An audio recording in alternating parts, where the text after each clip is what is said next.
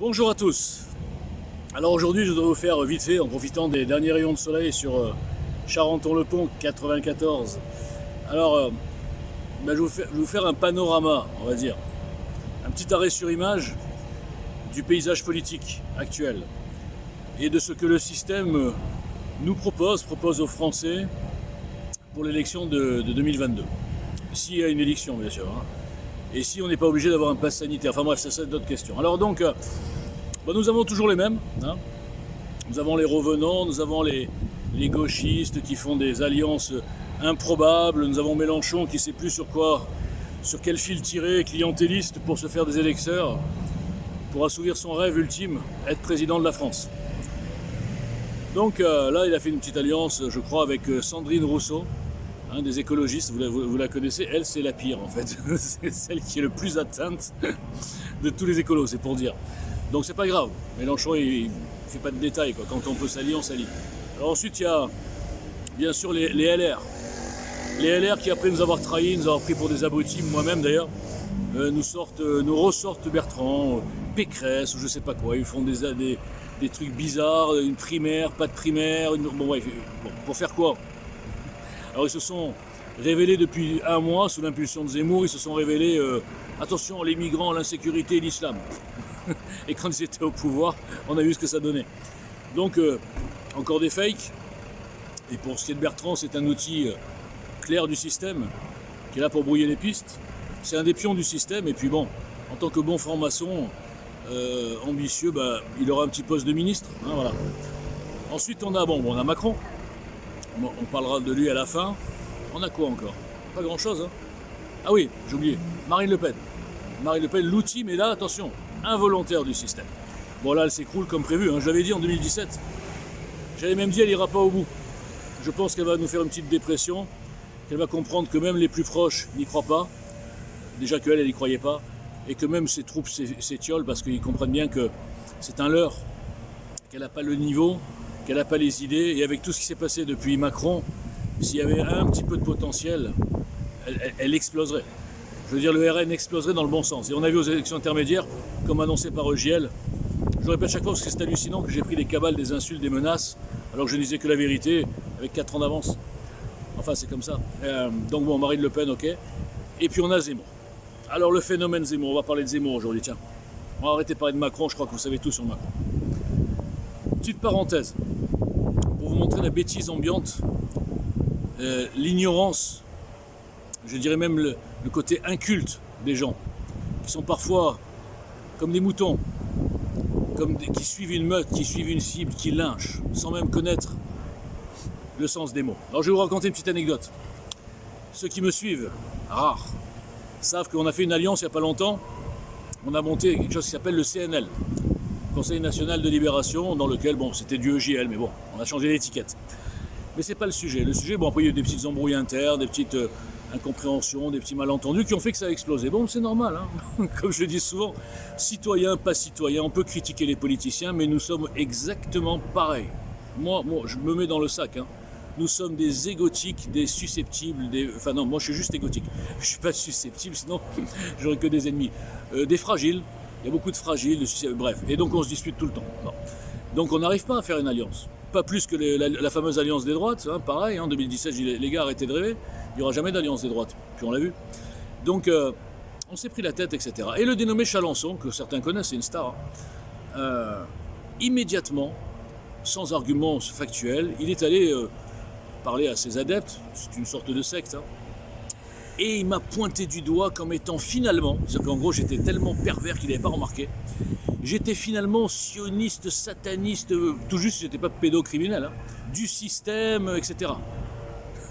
Alors je m'en fous de lui, c'est juste pour l'anecdote, c'est un exemple. Et tous ces adeptes, renchérissaient. Voilà. Oui, tu as fait rentrer le Satan dans la bergerie France, etc. Donc ils se sont tous déchaînés. En fait, il y a leur fond antisémite, crasseux, mais surtout qui vient de l'ignorance. Ils sont même pas méchants, ces gens-là, moi, ils me font de la peine. Je vais expliquer pourquoi. Qui est ressorti? Parce que tous, en fait, ils n'étaient pas du tout contents que leur gourou s'acoquine avec un boujna. Ouh là là, boujna, ouais. Ça sonne déjà sataniste. Donc, Ils sont tous, pas tous, mais presque tous déchaînés. Ils se sont retenus pendant un mois parce qu'ils ont dit, leur gourou, il faisait que dire, ouais, Walter Boujna, trop fort et tout. Et ils se retenaient. Ils disaient, mais c'est pas possible, qu'est-ce qui se passe? Et là, ils sont lâchés. Bon. Qu'est-ce que ça veut dire? Et puis même Chalençon, qui est du même niveau que ses adeptes, puisque du jour au lendemain, je suis donc devenu un mec du système. Un mec du système qui se bat depuis 4 ans dans l'ostracisation, le boycott total de tout le système. Alors que lui, il fricote avec le système.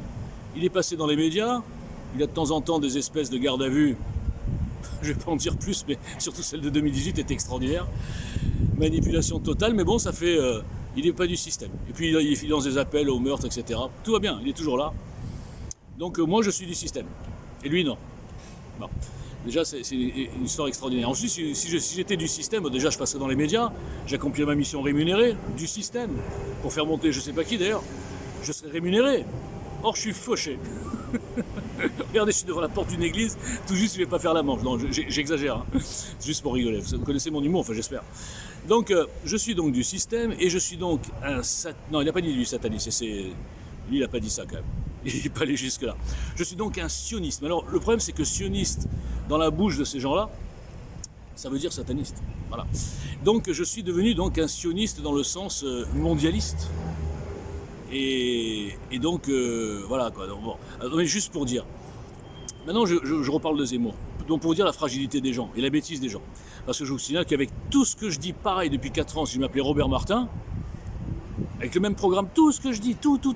Jamais il y en a un qui aurait dit « Ah, on a fait rentrer le Satan dans la bergerie France ». Parce qu'il se serait dit « Bon, Robert Martin, il est français ». Ces gens sont tellement abrutis qu'ils pensent, et d'ailleurs Zemmour là-dessus, il est abruti aussi, et je vais en parler tout à l'heure. Ils sont tellement abrutis qu'ils pensent que être français, c'est un patronyme ou un prénom. Je dirais à ces gens-là que je suis 10 fois plus français qu'eux, quel que soit leur patronyme, quand je vois la bêtise. Moi, je fais honneur à la France. Ah ouais. Parce que moi, je suis chauvin. Moi, je suis arrogant. Moi, je doute de rien et je veux que la France reprenne sa place. Et eux, qu'est-ce qu'ils font? Ils insultent les gens. C'est tout ce qu'ils font.